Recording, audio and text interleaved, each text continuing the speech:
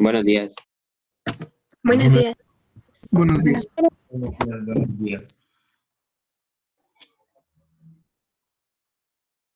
Vamos a continuar, compañeros, dentro de los comentarios que estamos haciendo, antes de entrar de lleno a la práctica forense penal, de los comentarios que estamos haciendo de cuáles son esos artículos constitucionales que se relacionan, pues no nada más con la práctica forense penal, con el procesal penal o directamente con el derecho penal.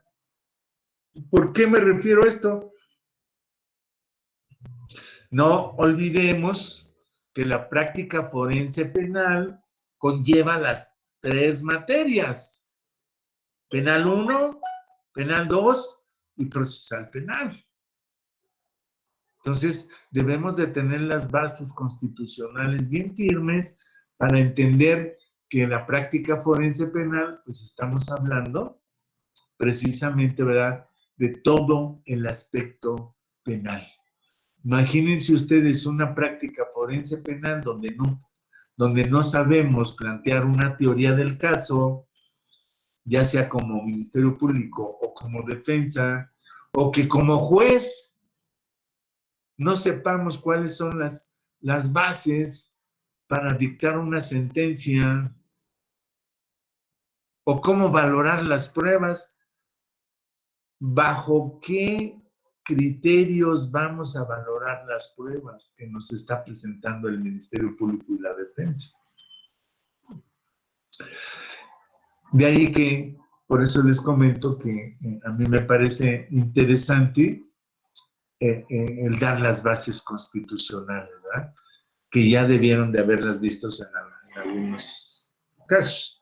Pero independientemente de eso, para que entendamos el mundo jurídico del derecho penal, ya en su practicidad o en su pragmatismo.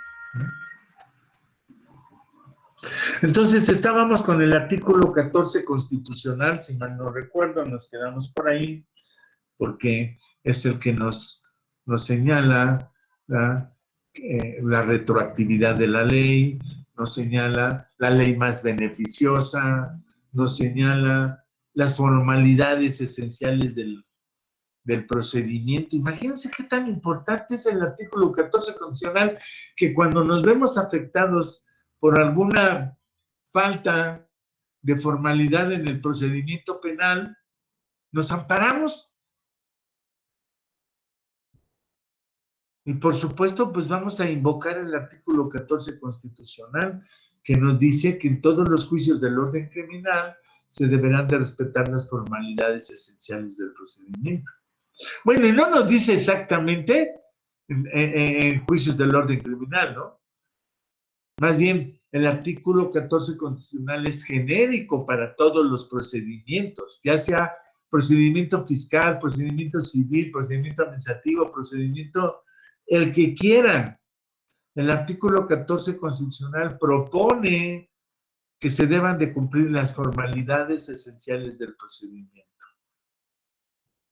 Entonces, observen ustedes que no hace una referencia al derecho penal o al derecho civil o al derecho económico, no. Es una norma genérica totalmente cuando nos habla de las formalidades del procedimiento. ¿Y cuáles serán entonces, compañeros, cuáles serán las formalidades del procedimiento en materia penal? ¿Qué formalidades tenemos? ¿Qué se les ocurre de formalidades a ustedes? Empezando por profe, las formalidades del procedimiento penal serían ser oído y ser vencido en juicio. No, esa no es una formalidad, eso es un principio, es una garantía. No, la formalidad no sería esa. Esa es una garantía constitucional, es más, es una garantía de derechos humanos, ¿no? Entonces, vamos separando, compañeros, porque de eso se trata precisamente, de que nos planteemos bien la práctica forense penal. En este caso, si bien es cierto, usted dice, es una formalidad, no, es es una garantía el que usted sea oído y vencido. Yo le diría, precisamente para poderle contestar su pregunta y que no quede inerte esa pregunta, porque yo sé que va a afectar profesionalmente. Estamos en sexto semestre. Y ya en sexto semestre ya estamos hablando de que debemos de tener la capacidad semiprofesional de tener la certeza del conocimiento que tenemos, ¿no? Entonces, sí es importante ya, todas las materias, compañeros, por supuesto, tienen su superimportancia, pero lo más importante es que vayamos nosotros definiendo nuestros conceptos. Tener certeza de nuestro conocimiento, eso es tener certeza de los conceptos que vamos a manejar, ¿no? Que tengamos esa verdad jurídica como para decir, para mí es esto, y la ley dice esto. Ese es el punto de análisis, ese es el punto de aplicación de la ley. En este caso, compañero, lo que usted señala, ¿verdad?, en cuanto a ser oído y vencido, es una garantía, por supuesto, constitucional, porque viene dentro del artículo 14, más aparte el artículo 16, ¿verdad?, que son los que nos dan las formalidades y garantías procesales constitucionalmente, que hoy también esas garantías vienen a ser derechos humanos. Pero a lo que usted se refiere, compañero, de la formalidad de ser oído y vencido, no podemos hablar de una formalidad, podemos hablar de una garantía, pero que esta garantía obliga a tomar situaciones formales. Es decir, si yo tengo que ser vencido, oído y vencido en juicio, ya estamos hablando de que la formalidad de esta garantía es que me hagan un juicio para ser oído y vencido. ¿Sí se va entendiendo? O sea, el ser oído y vencido es la garantía, pero esta garantía da margen a esas formalidades. ¿Dónde voy a ser oído y vencido? Pues el juicio. Ok, entonces este juicio debe tener esas formalidades que nos exige la ley. Entonces, vamos a ver que ese ser oído y vencido, ¿verdad?, es la sustancia con la cual va a aparecer el aspecto formal de llévame a juicio.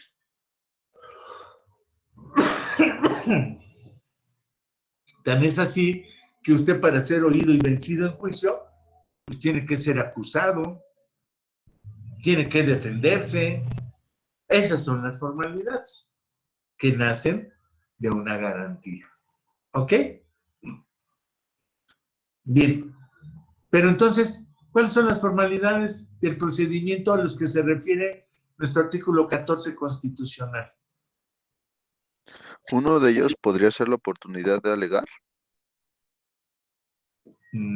Sí, sí, pero tenemos formalidades iniciales, formalidades originarias, antes de hablar de formalidades ya dentro del proceso. Por ejemplo, ¿Podría ser la notificación de que estamos siendo relacionados con un procedimiento? no, Fundamentar y motivar. no, porque ese es fundamental y motivar, es lo que decía el compañero, ser oído y vencido, es una garantía. A ver, por eso les decía que a mí me parece interesante ver el aspecto constitucional. Cuando el artículo 14 constitucional nos habla de formalidades en el procedimiento, no hace, les vuelvo a repetir, no hace una alusión a una situación individual, sino es genérica. Nos habla del procedimiento, les digo, fiscal, civil, económico, administrativo, penal. Bien, pongamos atención en esto. ¿En qué ley vienen las formalidades del procedimiento penal? Hagan de cuenta, si no, manden. En el Código de Procedimientos Penales. ¿En cuál Código de Procedimientos Penales? En el Código Nacional de Procedimientos Penales. Exacto. Ojo, compañera, ojo. Ya no hay códigos de procedimientos penales. Ya no hay. Acuérdense que ya nada más hay uno. ya nada más hay un Código Nacional de Procedimientos Penales. De ahí la pregunta hacia usted, compañera, en el sentido de que cuando digo el Código de Procedimientos Penales, ojo, desde aquí, en nuestra práctica forense penal, tenemos que aprender, les vuelvo a repetir, hablar con categoría, hablar con conocimiento, de tal manera, ¿verdad?, que no cualquiera nos diga, ¿te fijaste? Habla de esto y pues no es eso lo que dice la ley, o no existe. Entonces, en esta práctica forense penal hay que aprender cómo nos vamos a dirigir al Ministerio Público, cómo nos vamos a dirigir en la defensa. ¿Sí? Por eso es precisamente practicar este procedimiento. Miren,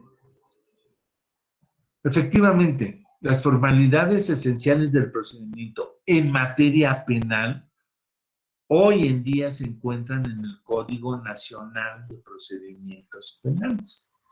Este Código Nacional de Procedimientos Penales precisamente nos da las formas, métodos y procesos por los cuales nos tenemos que regir para llevar un juicio criminal. Allí están las formalidades esenciales del procedimiento. Pero les decía yo, vamos a iniciar por las que dan origen al procedimiento, al juicio criminal. Esas formalidades, ¿qué necesitamos para que el Ministerio Público investigue? Una denuncia o una querella. Claro, una denuncia, una querella o un acto equivalente a la denuncia o querella, nos dice la ley. Hay tres formas. Y es una formalidad esencial. ¿A qué le llamamos esencial? Pues que si no se da esa formalidad, no se puede llevar a cabo el procedimiento. No hay forma de seguir con ese método, con esa forma, con ese proceso. Entonces, de las primeras o de la primera formalidad esencial que tenemos nosotros es la denuncia, la querella o cualquier otro acto equivalente a la denuncia o la querella. Que eso seguramente lo vieron en procesal penal, porque eso es lo que se tiene que ver en procesal penal. ¿Ah? ¿Cómo inicia un proceso penal? Pues con una denuncia, una querella o un acto equivalente a la denuncia o querella. Así es como iniciamos, ¿verdad?, nosotros nuestra práctica forense penal. Si no hay denuncia, no hay querella o algún otro equivalente, acto equivalente, pues nunca vamos a tener. O si se lleva a cabo así, bueno, pues nos vamos a amparar, ¿verdad? Vamos a señalar que con fundamento en el artículo 14 constitucional, pues se declare nulo todo lo actuado toda vez que no se llevó a cabo esa formalidad esencial. Bien, ¿qué otro acto esencial debe de haber en las formalidades esenciales del procedimiento? ¿Qué otro acto esencial? Ya tenemos la denuncia, la querella y el otro acto equivalente. ¿Qué otro acto es esencial? Entendiendo que es esencial. Sin esto no puedes hacer esto. Que después sea calificada de legal la detención. Que sea calificada. Entonces necesitamos primero que nos detengan, ¿no? ¿Qué le parece? Sí. ¿Sí me entiende? O sea, antes de calificar de legal la detención, además de quién me está hablando de calificar de legal la detención, ¿del Ministerio Público o del juez? Porque, por ejemplo, ya cuando ve que hablábamos el otro día sobre delitos en flagrancia y otros que son con carpeta de investigación pero sin detenido. Entonces, como usted dice, uno es ser detenido, por ejemplo, en flagrancia, y el otro sería ser supuestamente citado porque se es sospechoso. Y diría usted, ser detenido necesitamos primero. Sí, Estamos de acuerdo. Y ahora, ¿dónde deja eso de calificar de legal la detención? Que Te tenemos voy a que decir. ver Sí, frente adelante, dígame. a eso que nos tendrían que presentar frente al juez que califica de detención en las primeras 48 horas. Ok, se lo admito ante el juez, pero también el Ministerio Público tiene que hacerlo. ¿En qué momento el Ministerio Público califica de legal la detención? Cuando, por ejemplo, pasamos de el policía que presenta al Ministerio Público, pues ya sabemos que el poli no puede hacer, por ejemplo, esta entrevista que sí hace el ministerio y le va a preguntar, ¿le leyeron sus derechos o sobre qué está detenido? Estamos de acuerdo, pero ¿qué acto procesal tiene que hacer el Ministerio Público para calificar de legal la detención? Ese es el punto. Miren, digo, está bien lo que me está comentando, compañera, pero falta ahí ese detallito, falta ese detalle. Cuando al Ministerio Público le ponen a disposición un detenido, él tiene que fijar sus 48 horas. Recuerdan, cuando es con detenido, el Ministerio Público tiene 48 horas para determinar la situación jurídica del detenido. Si lo pone en libertad o lo pone a disposición del juez. ¿Estamos? Bien. Entonces, el Ministerio Público tiene que hacer un acuerdo. Ese es el acto procesal que tiene que hacer el Ministerio Público. El Ministerio Público tiene que hacer un acto procesal que se llama acuerdo de retención. Es decir, el Ministerio Público tiene que determinar por qué está reteniendo, por qué está privando de su libertad a ese sujeto. Tiene que justificarlo.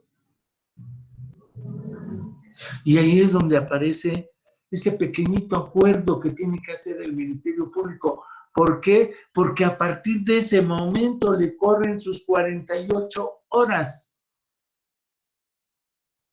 Porque imagínense, llega el policía y le dice en su parte informativo, hoy llamado, ya no se llama parte informativo, hoy ¿cómo se llama? Informe homologado. Es decir, le va a decir al Ministerio Público en qué condiciones fue detenido esta persona. Si en ese momento el Ministerio Público considera que la detención fue legal, va a hacer su acuerdito y dice, siendo las tales horas de tal fecha, ¿verdad? Y visto el informe homologado de la policía, se determina o se estima que la detención fue en flagrancia. Por lo que se declara que se retiene desde este momento para efectos de investigación a la persona. Ahí es donde el Ministerio Público está precisamente determinando esa privación de libertad de la persona. Está fundando y motivando el por qué priva de la libertad a una persona. Y ese precisamente es el primer acuerdo donde se determina la detención, retención, en este caso con el Ministerio Público, de que fue legal la detención. Es decir, el Ministerio Público también califica. Pero además, el Ministerio Público en ese momento, así mentalmente está diciendo lo que estamos haciendo nosotros, lo que tenemos que hacer nosotros. Está considerando si existen los elementos suficientes, los elementos del tipo y los elementos del delito suficientes para considerar que el sujeto cometió un delito. Es decir, el Ministerio Público en ese momento está determinando que si hay una conducta y que esta conducta es típica. Por eso los elementos del delito nos llevan de la mano. Debe de haber una conducta. Ok, en la prelación lógica de los elementos del delito, si esta conducta, para que me detengas, ¿qué tiene que ser esta conducta? ¿Delictiva? No, debe ser típica. Típica. Por eso existe el elemento, el segundo elemento de los elementos del delito es la tipicidad. El primer elemento del delito es la conducta. El Ministerio Público dice, oiga, este traía un arma y arrancó, amenazó y arrancó el bolso de la señora.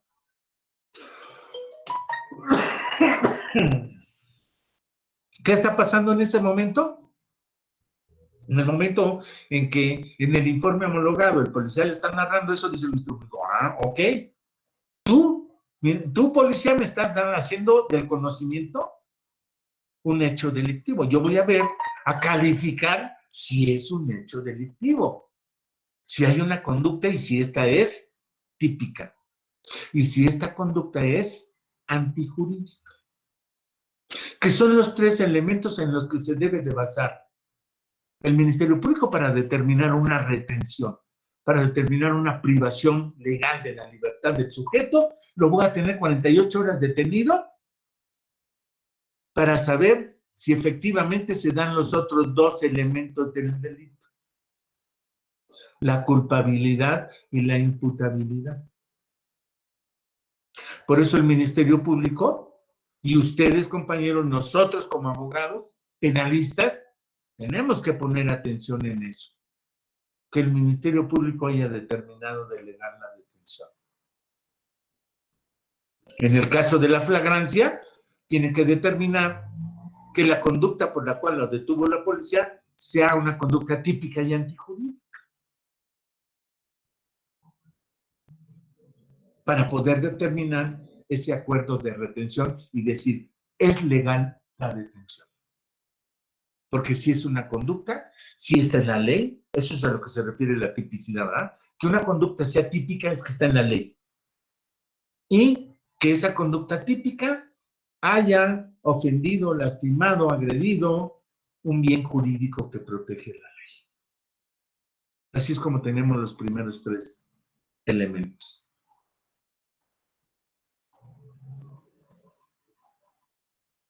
Y por supuesto, este acuerdo de retención se da en la flagrancia. ¿Recuerdan cuáles son las otras dos formas legales de detención de una persona? Una es la flagrancia. ¿Y la otra? Uno era el caso urgente, ¿no? Sí, efectivamente. La otra es el caso urgente, que tiene sus requisitos y sus formas. ¿Y la otra?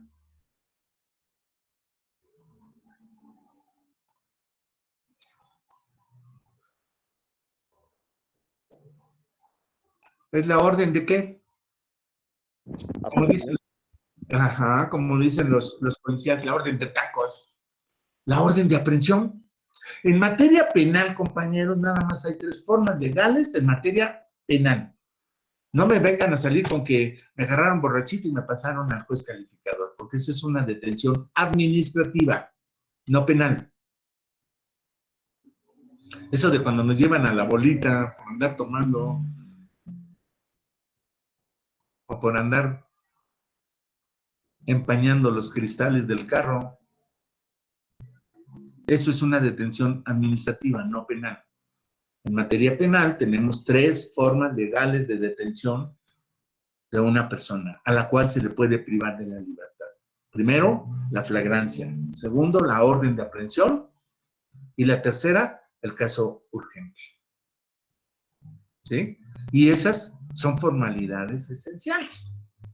¿Por qué me detienes, Ministerio Público? ¿No me puedes detener? ¿Qué hice? Ahí está la formalidad esencial. Me tiene que decir el Ministerio Público. ¿De qué? ¿Por qué me estás deteniendo? Pues es ese acuerdito, donde el Ministerio Público hace el acuerdo de retención. Es decir, está calificando de legal la detención. ¿Ok? Bien, ¿qué otra formalidad tenemos? La de que nos lean el derecho de por qué estamos siendo detenidos. Así es, ¿verdad? Que nos digan de qué nos está acusando.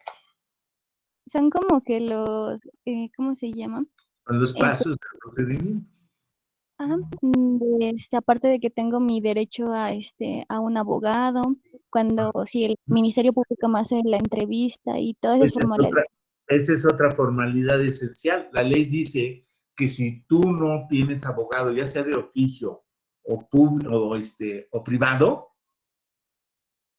será nula tu declaración. Es decir, el nombramiento de abogado para efectos de que el Ministerio Público te tome su declaración oficialmente, tiene que haber un abogado. Esa es una formalidad esencial también del procedimiento. Tienes el derecho a nombrar un abogado, un experto para que te defienda. ¿Qué otra formalidad esencial encontramos? Van haciendo del mismo proceso. Pues que el Ministerio Público, para ponerme a disposición del juez, tiene que ejercitar acción penal. ¿Qué es ejercitar la acción penal?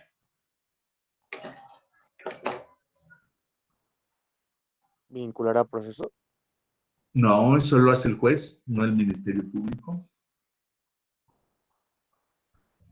Formulación de imputación.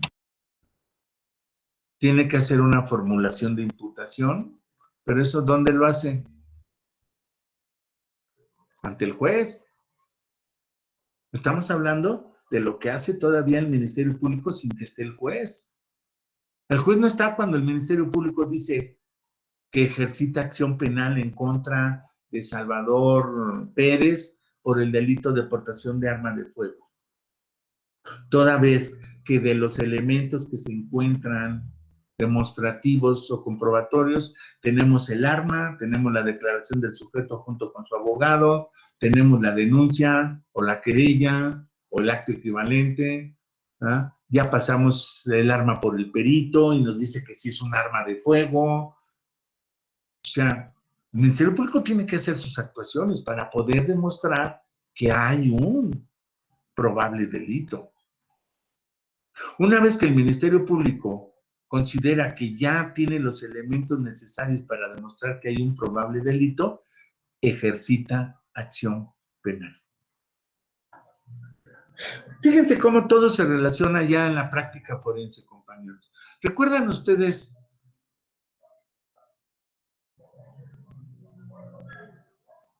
lo que es o las facultades que tiene el Estado para investigar y sancionar un delito?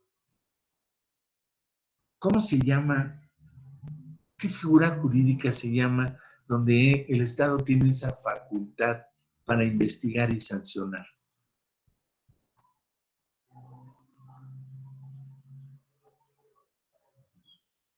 Rásquenle, rásquenle, hagan memoria, porque de eso se trata en la práctica forense. Ius poniendi. El ius poniendi, efectivamente, el derecho de sanción que tiene el Estado, ¿verdad? Y para que el Estado tenga ese derecho de sanción, necesita primero un órgano del Estado que investigue el delito. ¿Quién lo investiga? ¿El juez investiga el delito? No. ¿Quién lo investiga? El Ministerio Público. Artículo 21 constitucional. Dentro de ese ius poniendi, le da la facultad, derecho al Ministerio Público para investigar el delito. Entonces, precisamente cuando el Ministerio Público investiga ese delito y considera que ya tiene los elementos necesarios para considerar, estimar que hay un probable delito, es cuando va a ejercitar esa acción. ¿Cuál Cuando hablamos de ejercitar esa acción, estamos hablando de que le va a pedir al juez, que es la segunda figura del jus puniendi, le va a pedir al juez que sancione esa conducta que probablemente es delictiva. A eso se le llama ejercicio de la acción penal. ¿Quién es el único que tiene el ejercicio de la acción penal? Es decir, ¿quién es el único órgano del Estado que tiene la facultad, derecho de decirle al juez que se cometió un delito? El Ministerio Público. A eso se le llama ejercitar la acción penal.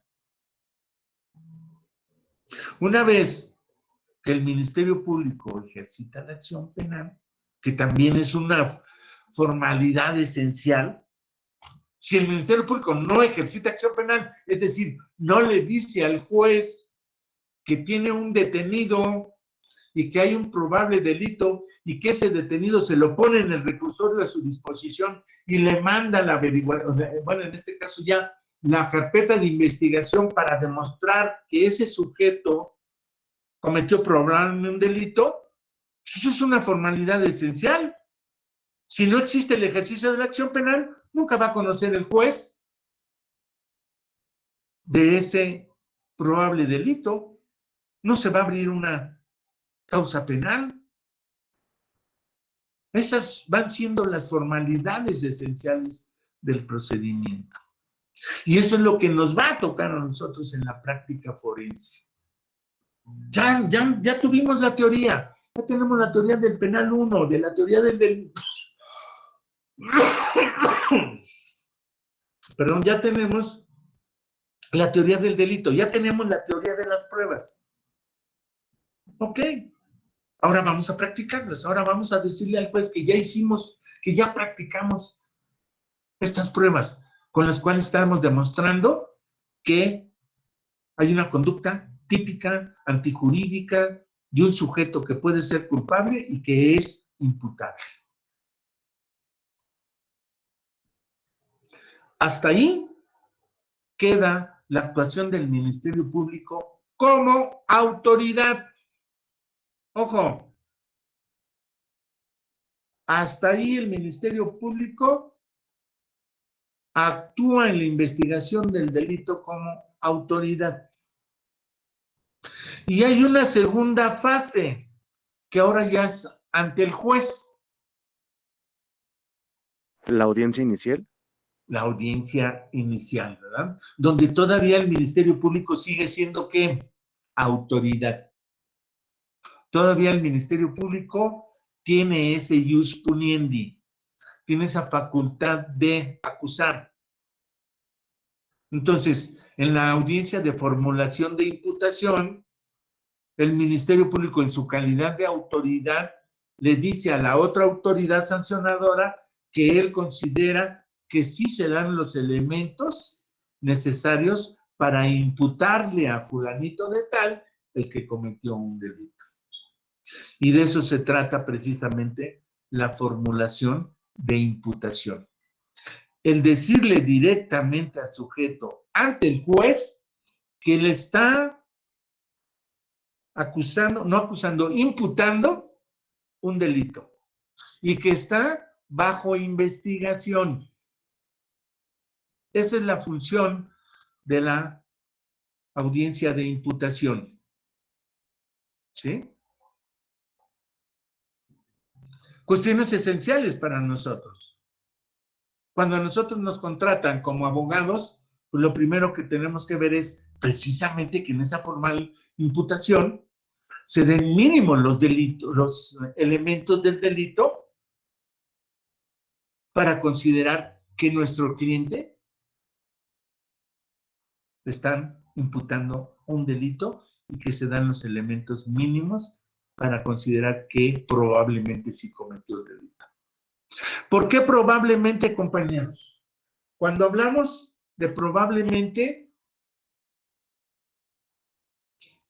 hablamos de otra figura formal de derechos humanos. ¿Cómo se llama esa figura? La presunción de inocencia.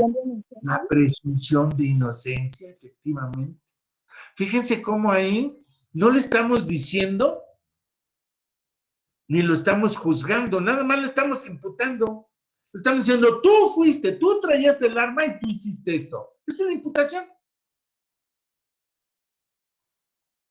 Claro, hay que ver si esa imputación cumplió con las formalidades de demostración, de pruebas y todo, que esa es la parte que nos toca a nosotros como defensores de esta persona. El Ministerio Público ya cumplió su parte de investigar y demostrar los mínimos elementos para poderle decir que le está imputando un delito y que lo está investigando.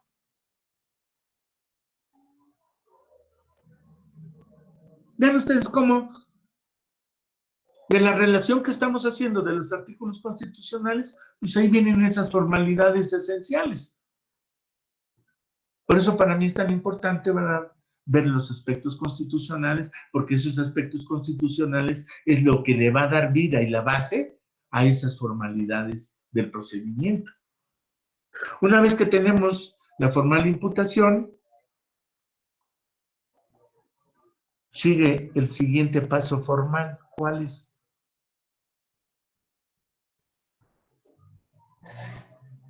¿Cuál es el siguiente paso formal, compañeros?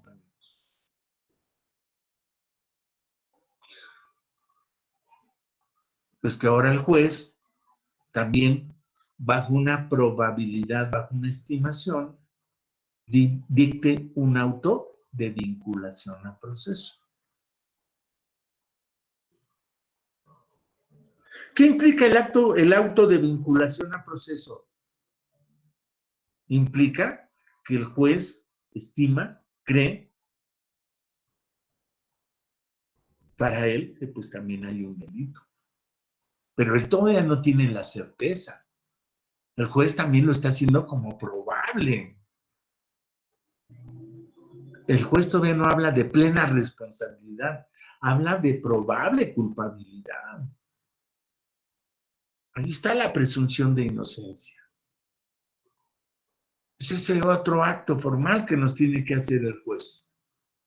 Hablarnos de ese vínculo entre mi conducta y el resultado presentado en la probable comisión del delito.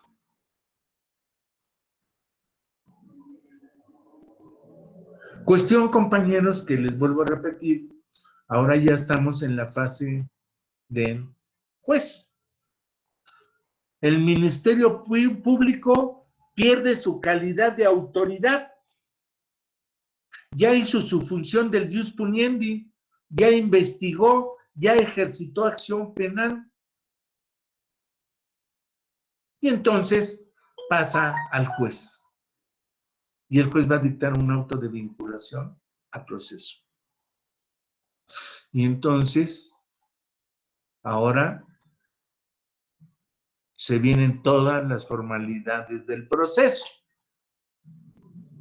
que son esenciales también.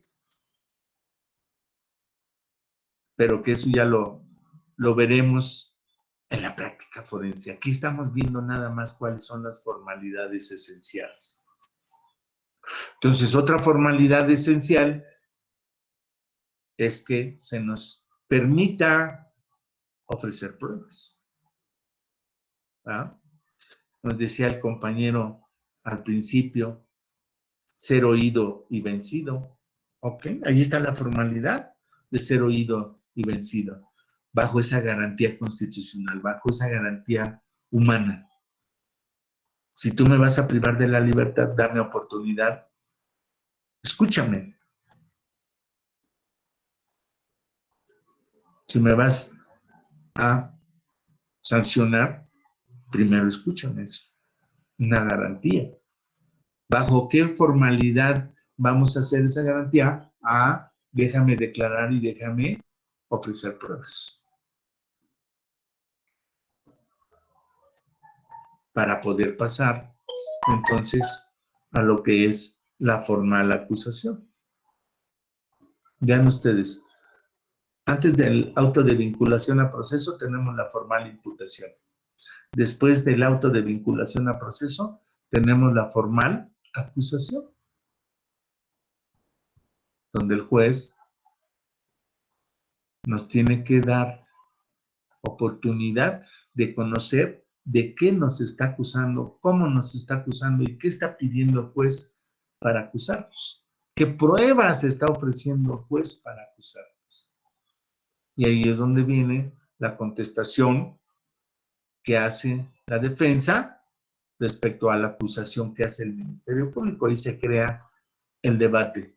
Ahí es donde podemos controvertir, que es uno de los principios del proceso penal acusatorio y oral, controvertir las pruebas que ofrece el Ministerio Público. Y ahí es, concretamente, compañeros, donde vamos nosotros a plantear nuestra teoría del caso, la famosa teoría del caso. Que muchos hablamos de la teoría del caso, pero nadie sabemos qué implica la teoría del caso. Y por supuesto, la teoría del caso implica una metodología jurídica en materia de pruebas. ¿Ah? Yo no fui, no es cierto lo que dice el Ministerio Público. ¿Ok? ¿Qué va a decir el juez? Pruébamelo, ¿no? Compruébalo. ¿Tú dices que no? Dime por qué dices que no. Ah, ahí está donde yo voy a plantear mi teoría del caso como defensa. El Ministerio Público ya planteó su teoría del caso al decirnos que nos acusa de violación, de homicidio, de daño en propiedad ajena, de fraude. El Ministerio Público ya planteó su teoría del caso en la acusación. El juez nos da vista con esa acusación para que nosotros podamos plantear nuestra teoría del caso, podamos controvertir en igualdad de condiciones con el Ministerio Público nuestra teoría del caso.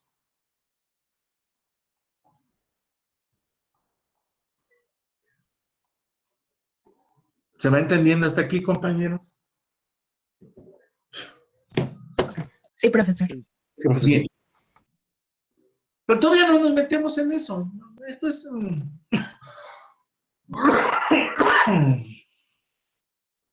Esto es ir preparando nuestra práctica forense. Pero volvamos al artículo 14 constitucional. ¿Qué más tiene, aparte de las formalidades del procedimiento, qué más tiene el artículo 14 constitucional? Pues tiene otro aspecto bien importante cuando nos dice que los juicios del orden criminal no se nos podrá imponer pena alguna por analogía o por mayoría de razón, sin que haya una ley exactamente aplicable al delito de que se trata. Vean ustedes aquí, nace toda nuestra teoría penal, nace el principio de tipicidad. Lo que decíamos al principio, el Ministerio Público al momento en que el policía le dice que le pone a disposición a una persona porque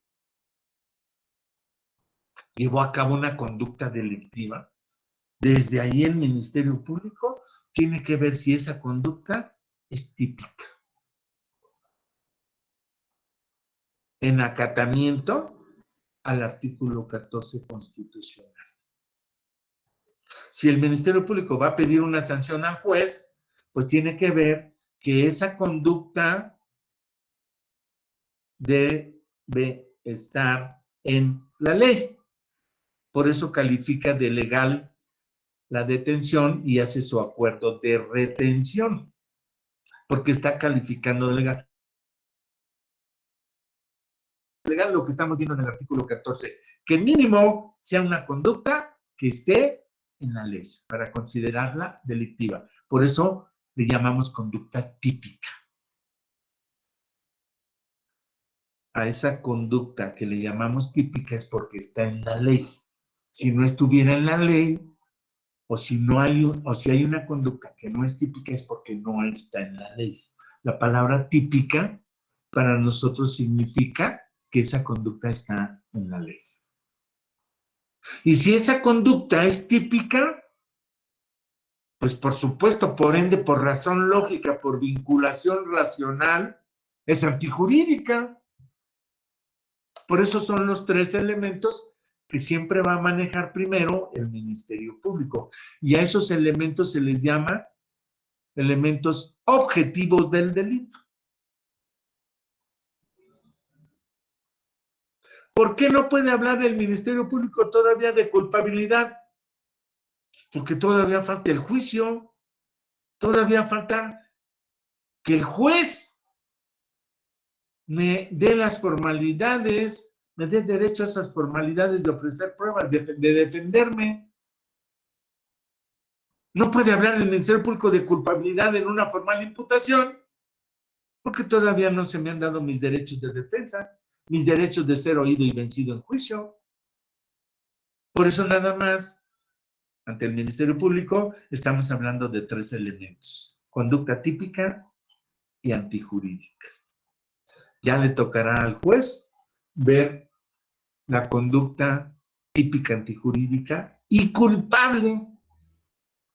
Por eso vean ustedes cómo tenemos ahí otra vez el derecho humano en materia penal llamada presunción de inocencia.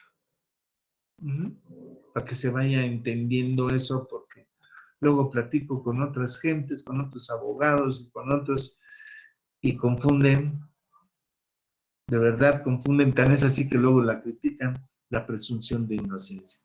Ah, es que si se presume la inocencia, pues que lo dejen libre. A ver, una cosa es la presunción de inocencia y otra cosa son las medidas criminales para efectos de que el sujeto no siga cometiendo delitos. No confundir esas situaciones, ¿no?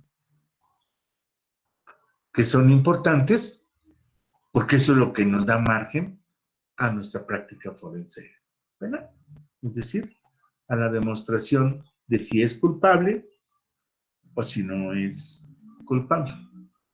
Y ahí está entonces el artículo 14 constitucional, compañeros, que nos dice que para poder ser sancionado se necesita una ley exactamente aplicable. Y precisamente por eso, de esa ley exactamente aplicable, es de por lo que hoy en día hacemos el estudio del tipo penal. Entonces, ¿qué es el tipo penal? La descripción que hace la ley de una conducta delictiva. Por eso analizamos el tipo penal. El tipo penal es el delito, entre comillas, pero descrito en la ley. Es decir, es normativo. El tipo penal es la descripción que está en la ley del delito. ¿Pero qué es el delito? Es la conducta ya materializada. Por eso hablamos de tipo penal y de delito. Vamos a dejarle hasta aquí, compañeros. Nos vemos el día de mañana. Continuamos con algunos otros artículos que nos permiten visualizar nuestra práctica forense penal. Que estén bien, que tengan buen día. Nos vemos el día de mañana. Gracias. Hasta mañana. Gracias.